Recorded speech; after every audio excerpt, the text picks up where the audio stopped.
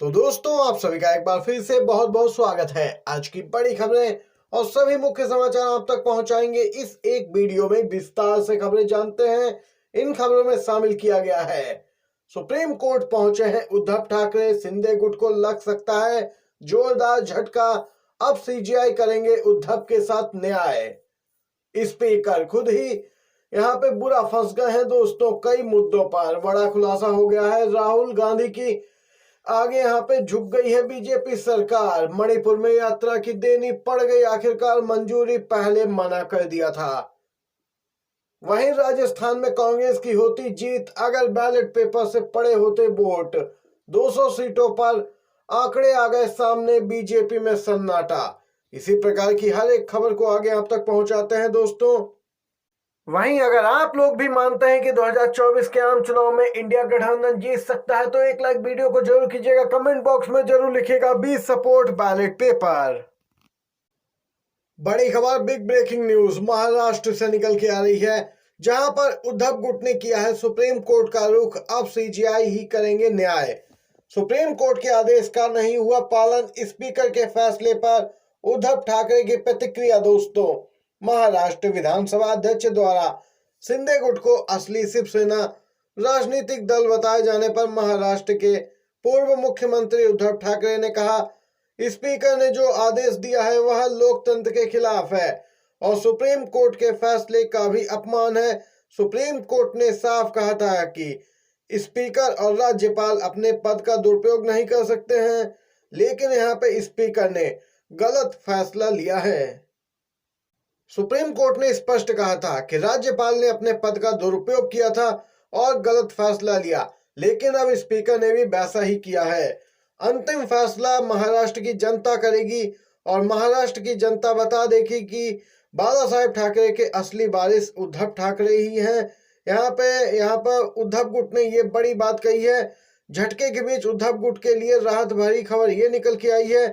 शिंदे गुट ने उद्धव गुट के 14 विधायकों को अयोग्य करने की मांग की थी।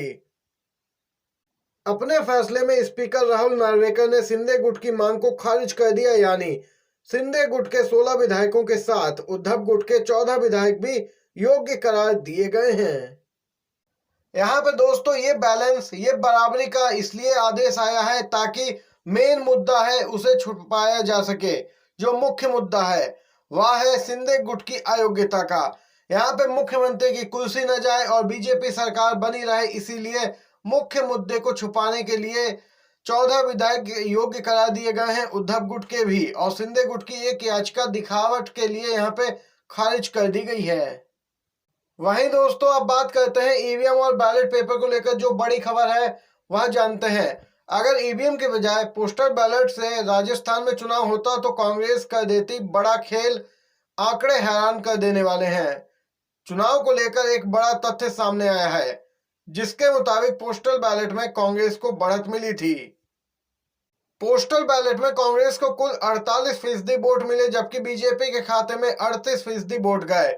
पोस्टल बैलेट में गिने गए वोट में कांग्रेस को यहाँ पे बीजेपी से ज्यादा वोट मिले हैं, जो 48% हैं। अगर इन्हें सीटों में बदलें तो लगभग 137 सीटें मिली हैं, और बीजेपी के 38% वोटों को अगर सीटों में बदले तो मात्र 53 सीटें मिलती नजर आ रही हैं। जैसे ही ईवीएम खुली बीजेपी आगे निकल गई। ईवीएम में कांग्रेस पिछड़ गई 69 सीटें, यानी कि मात्र 39% वोट मिला। बीजेपी को 114 सीटें और वो वोट 42% हो गया। सीधा उलट हो गया दोस्तों। पोस्टल बैलेट और ईवीएम दोनों की मतगणना के बाद अंतिम परिणाम में कांग्रेस काफी पीछे रह गई और बीजेपी ने यहाँ पे पूर्ण बहुमत की सरकार बना ली। 115 सीटों पर जीत हासिल कर ली। ये आंकड़े दोस्तों हर राज्य के विधानसभा चुनाव में लगभग देखने को मिल ही जाते हैं, चाहे उत्तर प्रदेश की बात ही क्यों न की जाए। वहां पर भी कुछ ऐसा ही हुआ था। ईवीएम खुली तो समाजवादी पार्टी पिछड़ गई थी और बीजेपी गठबंधन आगे निकल गया, लेकिन बैलेट पेपर में स्थिति बीजेपी के खिलाफ हमेशा से ही रहती है। ये अपडेट निकल के आई है। आपका क्या कुछ कहना है? आप लोग किसके समर्थन में हैं, ईवीएम या बैलेट पेपर? आप भी लिख के बताइए कमेंट बॉक्स में दोस्तों। अगली खबर की ओर बढ़ते हैं। राहुल गांधी की हो गई है बड़ी जीत। भारत जोड़ो न्याय यात्रा से पहले ही राहुल गांधी ने मार ली है बाजी। पलट दिया है खेल। दोस्तों आपको बताते चले, मणिपुर सरकार, जहां बीजेपी की सरकार है, राहुल गांधी की यात्रा को मंजूरी नहीं दे रही थी।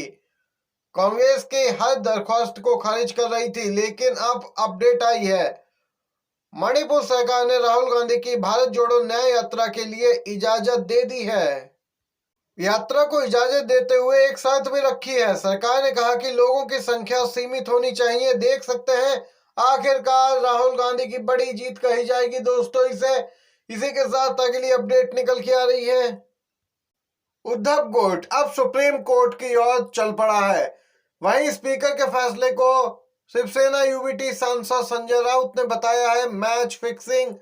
सदस्यता मामले पर बीते दिन विधानसभा अध्यक्ष के फैसले पर उद्धव गुट के नेता संजय राउत ने इसे साजिश करार दिया।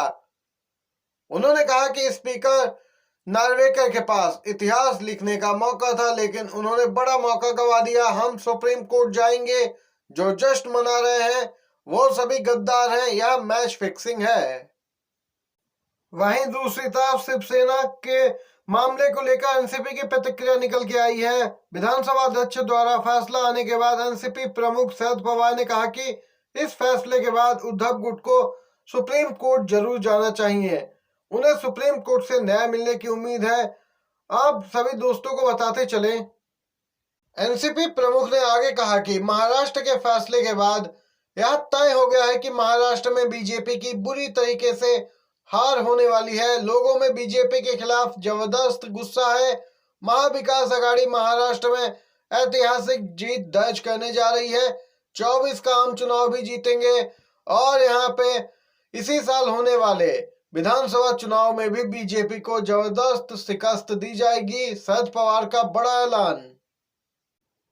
दोस्तों आप सभी को बताते चले, राहुल गांधी की भारत जोड़ो न्याय यात्रा शुरू होने वाली है। 14 जनवरी से कुछ ही दिन बाकी हैं और केंद्रीय मंत्री किरण रिजिजू ने विवादित बयान दिया है।